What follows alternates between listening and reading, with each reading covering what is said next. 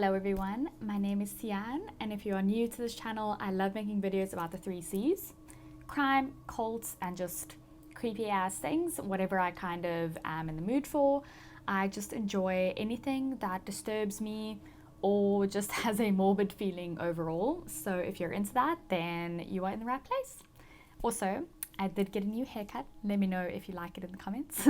Today is actually another cult video because you guys seem to be loving them. So without further ado, let's get straight into it. At 6 p.m. on Friday, a shofar horn echoes through a very large house. This signals the start of the Sabbath gathering.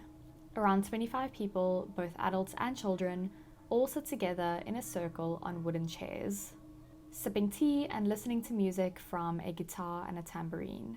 Some of them begin to dance and sing in the center, wrapped in a very big, loving sense of belonging.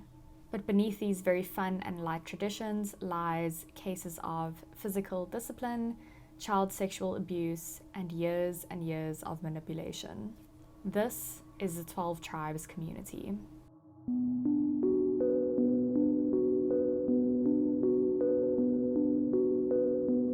The 12 Tribes is a religious community founded in the early 1970s that combines elements of Christianity, Judaism, and its founders' very unique interpretations. Members are known to live communally together all in one house and often work in businesses owned by the community, such as cafes, farms, and shops.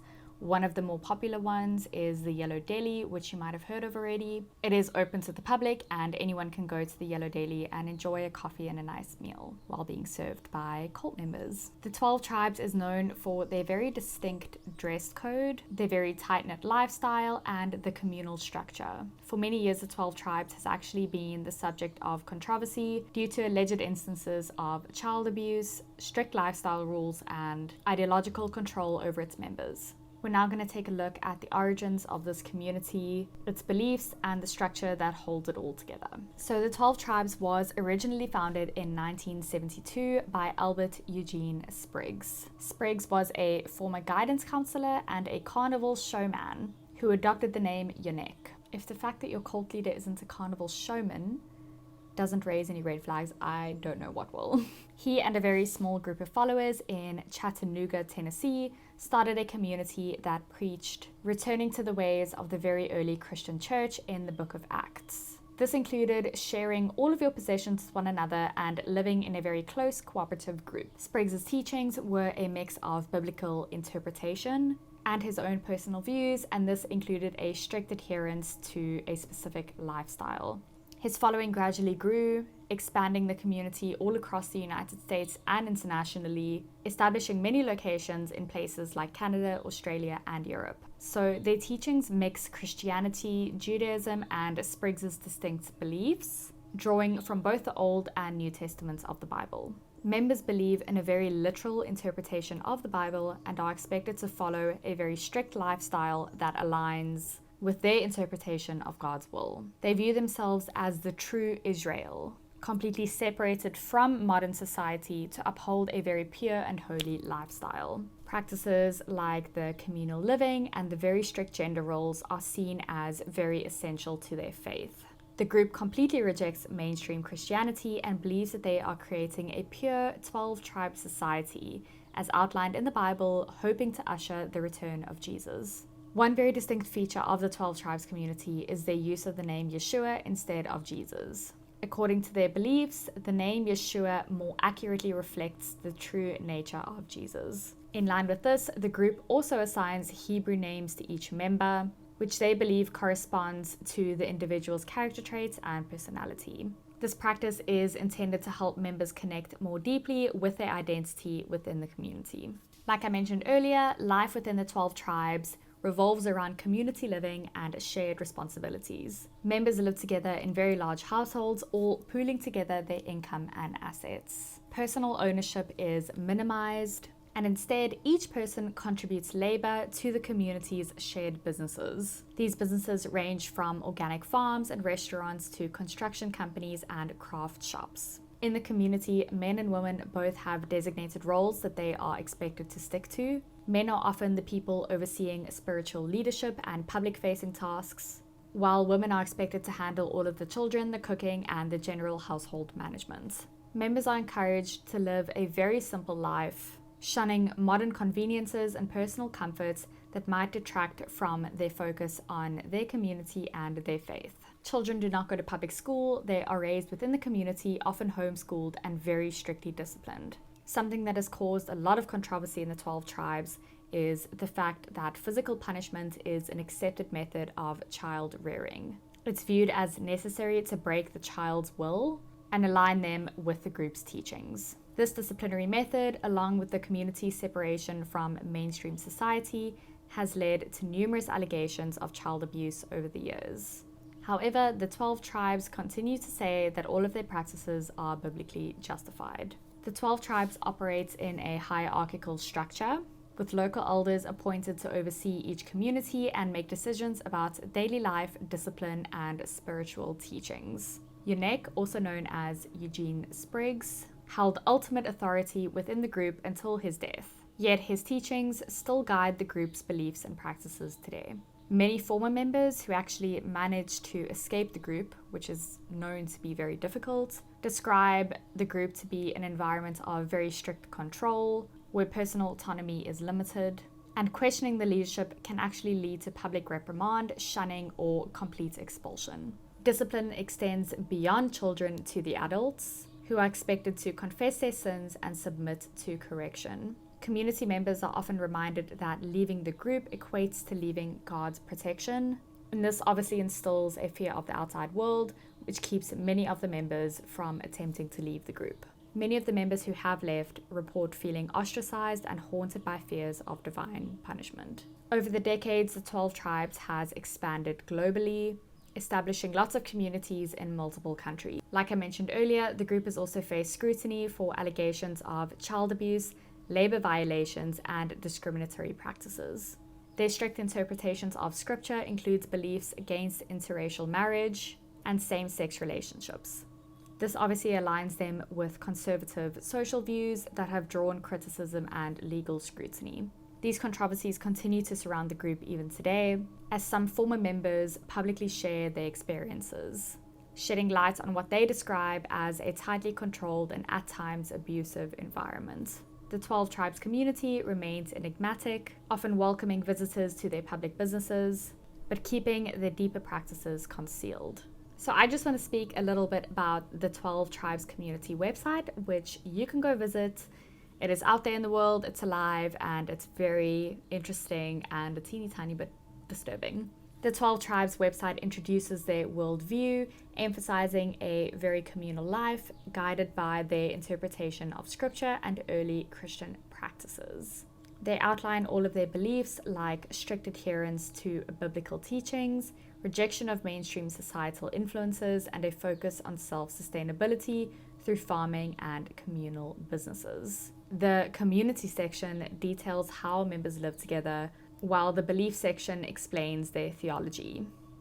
Pages like Our Story and the 12 Tribes Free Papers offers background on the group's origins, goals, and perspective on modern life. Can I just say, I have never seen a more cult-like landing state in a website, with these people just dancing around in a circle with flags and the sun coming up over the mountains, and it's definitely giving Midsummer. And there you can see that they have pictures of the Yellow Deli. It looks like a very cozy, inviting restaurant. And this is the main way they go to recruit people to their community, is people visit the Yellow Deli. You know, they ask about the business, and that gives the people working at the Yellow Deli an in. Then they just start speaking about the community, and hopefully they recruit more members. They also have a lot of podcasts on their website. This is where they just kind of speak about their beliefs in the Bible. It's their way of preaching to the world, I suppose. They've also released a ton of books that you can go read just about them and their community and God and their beliefs again. There's also some YouTube videos about how things are on the farm and how people work on these farms. You're also allowed to go volunteer on their farms. But yeah, just go have a look for yourself. It's very interesting. And now I'm just going to speak a little bit about a YouTuber who managed to infiltrate the 12 tribes community. He actually got invited to their compound and just chilled with them for a day, kind of trying to learn about them. It's a very good series if you do want to go watch it, but I'm going to tell you all about it now. Please go watch it. His name is Anthony Poe on YouTube. So in his video, Anthony Poe, who is also known as Anth Poe on YouTube, decided to explore the world of the 12 tribes community. Anthony's goal was to see what it is really like inside the lives of these community members. So he traveled to one of their locations in Boulder, Colorado, where the group runs the cafe called the Yellow Deli, which I spoke about now. You can go check out how it looks on their website. His main goal at the Yellow Deli was to be recruited into this community. So upon entering the Yellow Deli, he posed as someone genuinely intrigued by their way of life. He showed a very friendly demeanor that made the community feel very comfortable welcoming him. He expressed a desire to learn more about their beliefs and lifestyle, and he gained their trust enough to be invited inside. As Anthony steps into the compound, he finds a very organized and quiet place where all of the members live, work, and worship together. Right away, he noticed that people seemed very calm, but also extremely guarded, possibly because they're very careful about what they share with outsiders who are not part of the community yet. Anthony pointed out how everyone follows a very particular dress code. People dressed in very modern, old-fashioned clothing that aligns with the group's religious beliefs. Both men and women wear very simple handmade clothes, and women usually are seen covering their heads. During his visit, Anthony tried to fit in as much as possible. He tried to keep his questions very light and general at first. He talked to several community members, trying to figure out why they chose to live in this community, what their beliefs are, and how they are finding it so far. As you watch the video, you'll see that he finds it pretty challenging to get detailed answers out of these people. People were very friendly, but still very reserved. They even sometimes changed the subject when Anthony asked questions, or they just gave very brief answers. This obviously suggests that these people might be instructed to avoid discussing their beliefs too openly with visitors who are not yet part of the community.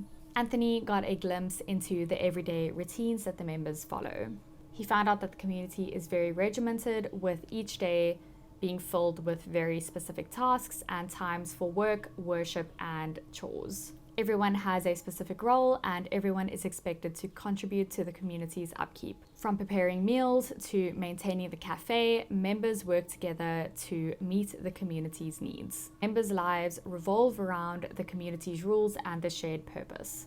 In his conversations that he had with members, he tried to understand how they feel about their lives within the 12 tribes. And most members appeared very content and speak very positively about the community, saying that they love the sense of unity and all of the shared values. But Anthony does sense that there might be more beneath the surface. He found that certain topics, like how children are raised within the community or what happens when members decide to leave the community, are met with very vague or guarded answers. So Anthony's visit definitely highlighted how the 12 tribes maintains very tight control over its members. People follow a very strict set of rules governing almost every aspect of their daily lives.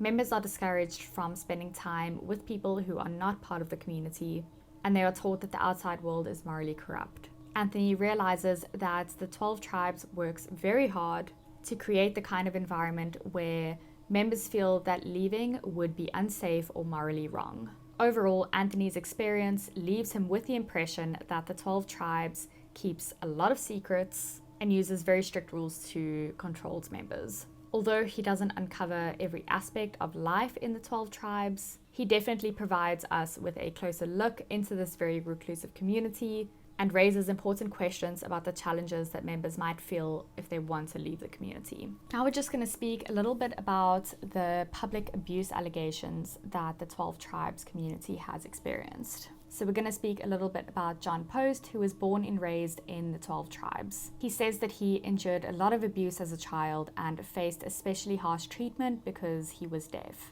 He He actually managed to escape the cult in 1999 when he was only 19 years old. On this day in 1999, he packed up his important documents, a few personal items, and photos of his family. He had been taught that anyone who left the cult would die, and he had no money to start his life outside of the cult. Still, he couldn't stay. His plan was just to walk into town and call a friend to come and get him. When he tried to leave the 12 Tribes compound in Vermont, about 15 members actually formed a wall in front of him, praying and warning him that he would face consequences if he left God's protection. After he had pushed past them, his father actually followed him down the road, pleading with him to please stay. After pleading with him to please just accept his decision, his father walked away and let him leave. For Post, that was his moment of freedom. And in an interview, he actually said that he would never go back. Those people are evil. 10 former members of the 12 Tribes told the Denver Post that the group is a manipulative cult that maintains tight control over its members. Lots of interviews, documents, and court records reveal a pattern of abuse, strict control, and discrimination within the group. Shortly after this and over the following week, the Denver Post released a series of stories detailing accounts from former 12 Tribes members. All of these members describe 3 main problems within the 12 Tribes communities. The first being abusive punishment and lack of protection for children. The second being exploitation of members' labor. And the third being racist, misogynistic, and homophobic teachings. Alina Anderson, who is a former member who left at age 14 in 2001, said that no one really would understand the horror unless you had lived through it. The group's leaders declined to comment on any of these allegations, and some members defended the 12 Tribes' practices. Tim Pendergrass, a current leader, actually said that it's amazing how everyone can think badly about you, it just comes with the turf. Cult expert Jan Jalalik describes the 12 Tribes as a group that uses coercion to control its members. In fact, the Southern Poverty Law Center actually labels it as a Christian fundamentalist cult. In recent years, many of the children raised by the 12 Tribes have actually left the group, often driven out by abusive practices and very harsh rules. Many former members made the decision to leave the group once they became parents, unwilling to subject their children to the same treatment. One member who left in his 30s explained that he was under no circumstance going to beat his kids the way that he was beaten when he was much younger. It was said that children are often subjected to harsh physical discipline, and former members said that it was very common for children to be spanked several times a day, even for very small infractions. Alina Anderson, one of the former members, recalled being spanked for simply asking for seconds at breakfast time. Other members often spanked young children for fidgeting during lengthy worship sessions, and members who don't discipline their children this way are harshly criticized. Like I mentioned earlier, adults also get disciplined in the 12 Tribes. People who break rules may be publicly humiliated or shunned until they repent. John Post, who is deaf, recalls being harshly punished by his parents because they thought that he was ignoring them when they were speaking to him, not knowing that he just couldn't hear them. As far back as 1984, authorities raided a 12 Tribes commune in Vermont, taking over 100 children into custody suspecting abuse. However, the judge unfortunately ruled the raid as unconstitutional and the children were returned to the commune. To this day, the group actually celebrates that day, which is June 22nd, as the day when God protected them. Many of the children who were taken on that day during the raid were later asked to publicly defend their parents and the group. Jason Wolf, who was a former member of the 12 Tribes, shared a photo of his wife Abby and their daughter Ezrith at their home in Purcellville, Virginia. This was on the 10th of February of 2022. Abby was unfortunately killed in a car crash after Jason left the 12 Tribes community, and his daughter Ezrith later died by suicide. This fear of death after leaving the group is used to control members and keep them from leaving.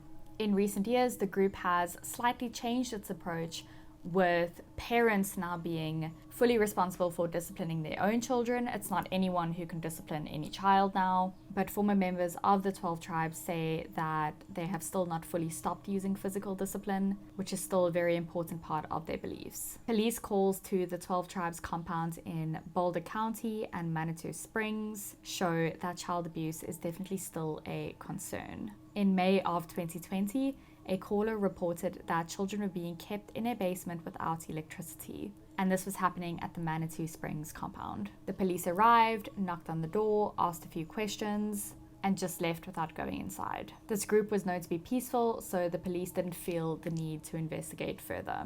In September of 2019, child welfare officials visited the Boulder County compound and interviewed several people as part of an investigation. Deputies were concerned that the group might be hostile, but all of them were very friendly. The deputies reported that the children seemed happy and healthy and even sang a few songs for them. Police also responded to reports of teenagers running away from the Colorado properties. In September of 2020, a 16-year-old girl ran away from the Manitou Springs compound. And in June of 2018, a 15-year-old boy ran away from the Boulder commune. He then rode his bike to Denver, but ended up returning a couple of days later.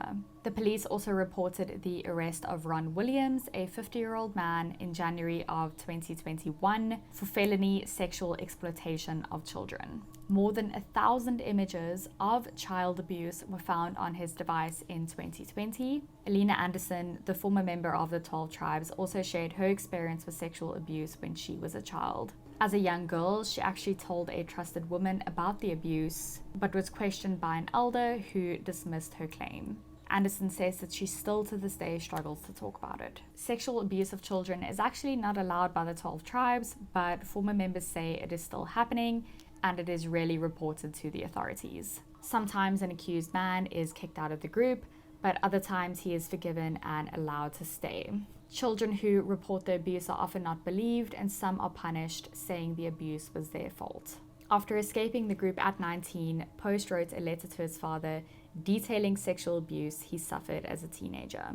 His father just didn't believe him. Former members have shared that the leaders in the 12 Tribes will often protect the group's reputation over helping any victims of abuse. A member who left in his 30s said that elders in the community would often bury cases of abuse just to keep it out of the public eye. The 12 Tribes actually teaches that sexual contact outside of marriage is completely forbidden, and interracial marriage and homosexuality are also completely forbidden. In 2006, the group actually ordered young men to kill animals after it was discovered that some had been involved in bestiality. The cult leader Spriggs saw this as a way to deal with what he considered was a sin. In 2004, an ex-member had reported that her husband had molested their children, but the 12 Tribes community tried to cover it up. The man was then convicted of sex crimes in 2006.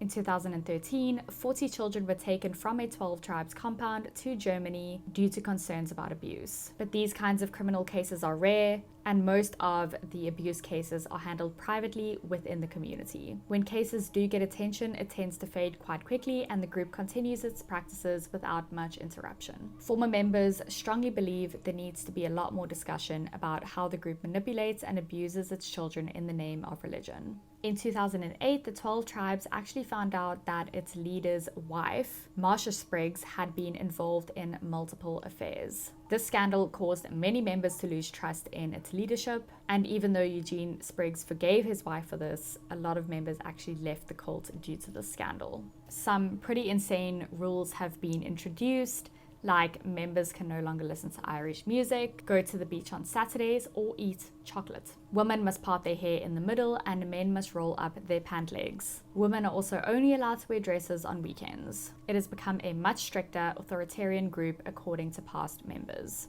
Before his death, Eugene Spriggs was still seen as the leader, but Marsha, his wife, actually had a lot more authority over the group. Some said that Eugene might not even have agreed with everything that the group had become. So there you have it. A lot of former members have come forward saying that all of the child abuse allegations and physical discipline allegations are completely true, and that they had experienced it themselves while they were children in the cult. And although the 12 Tribes community do come across as very friendly, very happy and very healthy people, there are a lot of dark things that happen within the community. Things you will only experience if you are a cult member yourself. So that was a bit of a whirlwind of information, from just going through what the cult believes in, how it started, to exploring their websites a little bit, to Anthony Poe infiltrating the cult and seeing the inner workings of it in modern day, and then just going through all of the abuse allegations that former members have come forward, and actually said were completely true. Let me know in the comments down below what you think of this cult, and if you visited one of the yellow dailies, please tell me all about it. I would love to go, but America is so far away. And so is Canada and Europe and basically all of the places that this cult has their yellow dailies. But if you enjoyed this video, please don't forget to like, and if you enjoyed this kind of content, please don't forget to subscribe. And I will see you next week for another creepy, disturbing, or morbid video. I love you guys lots. Bye!